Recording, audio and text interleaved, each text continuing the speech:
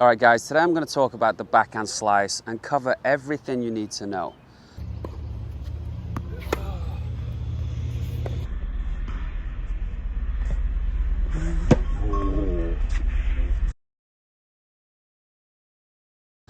Now, it's my favorite shot and I've been hitting this for a while. I'm going to use continental grip and my contact point is going to be right at the side of me. Now, that is not going to be the same for the majority of players.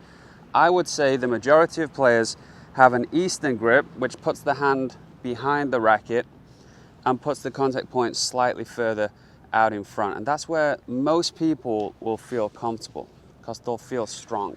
So at the point of contact, they'll feel like they've got something behind the shot, and you can still hit a pretty decent slice. You can get backspin on the ball. There is a tendency to come across that ball a little bit when you have this grip, so it might drift up the line. And one of the big issues of having that grip is that it's very difficult to get a ball cross court from a wide position. Because your hand's behind the racket, it's hard to actually get it to the angle to hit the ball cross court. Whereas the continental grip, I can be stretched here and I can find a way to get that ball cross court just because of the way my racket sits in my hand and the angle that I can create as I'm stretched. Again, behind the racket, it's very hard to maneuver the wrist and the arm to get the ball going cross court.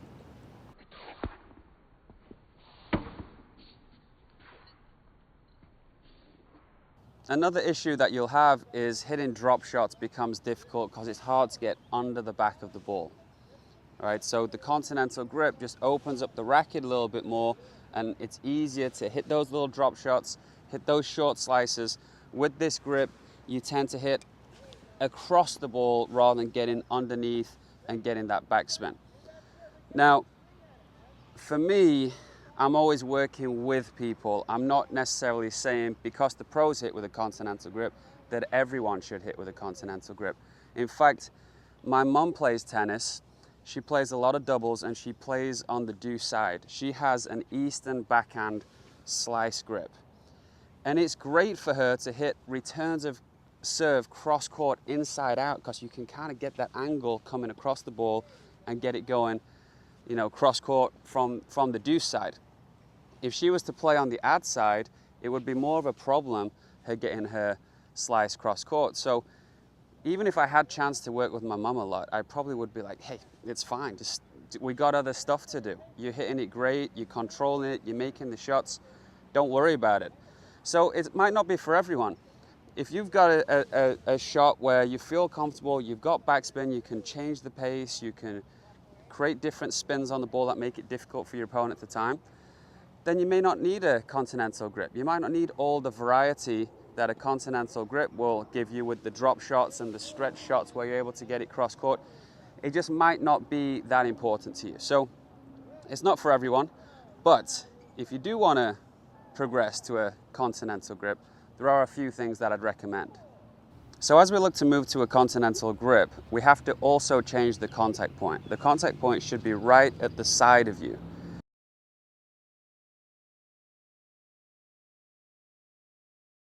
If you are out in front, feeling comfortable and strong with this hand slightly behind the back of the racket here and you change to a continental grip, the strings are going to open up too much, you're going to hit way too much spin, or the ball's going to go way too far cross court.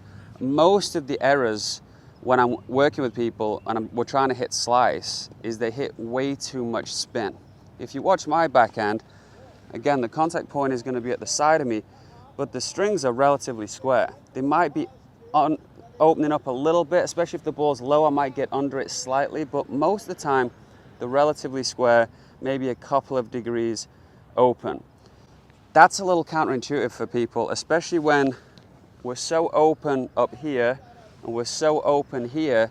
To think about that contact point being quite square is people just don't see the shot that way. They think about slice as being like this, but in reality, it needs to be quite square. So that's one thing you can think about, and think about the slice coming down on the ball rather than just opening up your strings. This is kind of what I would do if I was hitting a drop shot and I wanted it to bounce a whole bunch of times in the service box. I would have this position, but if I'm hitting a regular slice, it's going to be quite square.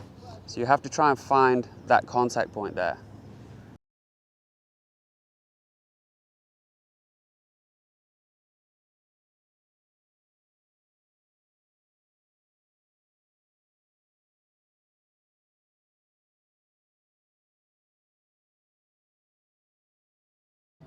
Now I think the reason that I love this shot is the forearm and the racket head stay together the entire time. So if I was to put this racket on my strings, it would lay on my forearm. When I take the racket back, it's going to stay there. I do have this little nasty habit of lagging a little bit, but it snaps back into this position pretty quick. And from here, again, it's together, and on the follow through is together. So the whole shot kind of stays together with my forearm, and that allows me to accelerate. I can lag, and I always kind of know where the contact's going to be because everything moves as one piece. So when you have the Eastern grip, you're not going to have that. This racket is going to, come all the way this way. It is not going to sit on the forearm. So that's something to try and focus on, is keeping this connected, keeping the racket face and the arm together, and feel like the entire shot just works like that. There's not many moving parts. You do want to bend your, I'm gonna talk about a lot of things here that just come to my mind. I think it's really important that you bend your arm. A lot of people do it just from the shoulder, but this is where the power is going to come from, and not just power, but just the smooth, effortless swing of just throwing that elbow out. So take it back, bend the arm, and just let it swing out there. All right, just let it swing. And this is what your slice is gonna look like. Just an effortless swing where you're using the elbow to just throw the racket out there. And it's gonna be pretty smooth if you're able to do that. Again, you gotta keep that contact point right at the side of you, but focus on keeping the strings open here, but closing them at the point of contact.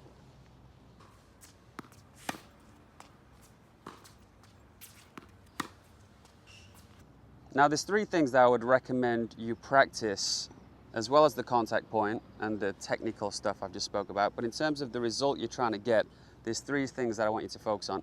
One is trying to hit backspin off a waist-high ball with no side spin. We don't want the ball to drift that way at all. If the ball is low, every time I hit, it's going to drift that way a little bit. But you guys, if you have the Eastern grip, will be getting the ball to drift that way by coming across the ball, and you're sliding across the racket this way. So on a waist-high ball, see if you can hit this shot and have zero backspin. Sorry, side spin. Just backspin on the ball, no side spin. The next thing I want to see is trying to hit a couple of drop shots. So see if you can open up the racket head, even though I spoke about how closed it should be here. Open it up and feel like you can get under this ball and hit a drop shot that bounces a couple of times in the box. It's difficult to do off a drop feed. It's a lot easier when someone's hitting it towards you, or on a ball machine or something, or even on a practice wall. That's actually pretty hard, dropping it. But feel like you can get under the ball and get backspin. That's going to encourage you to use the continental grip. Again, hitting that just pure backspin slice and not side spin, again, encourages you to use the continental grip, because with an Eastern, you can't hit the drop shots and you tend to come across those slices. Now the next thing I would recommend you try to encourage the continental grip and to do something that cannot be done with an Eastern grip is to get around a high ball here. So give yourself a high backhand around head height and see if you can hit that ball and make it go left to right. Make it have side spin coming around that ball there. This will be impossible to do with an Eastern grip, well, pretty much impossible, because you end up coming this way across the ball. So try and come around these balls. You can practice it with volleys as well. Give yourself a high volley and see if you can come around that ball, hit a little sharp angle. That's going to encourage you to use the continental grip, because with an Eastern, it's going to be really difficult. So there is one more exercise that I recommend, which is, as I said earlier, getting yourself in this stretch position. Feel like you're stepping across the baseline and the ball is to the side of you, and feel like you can hit that ball cross court.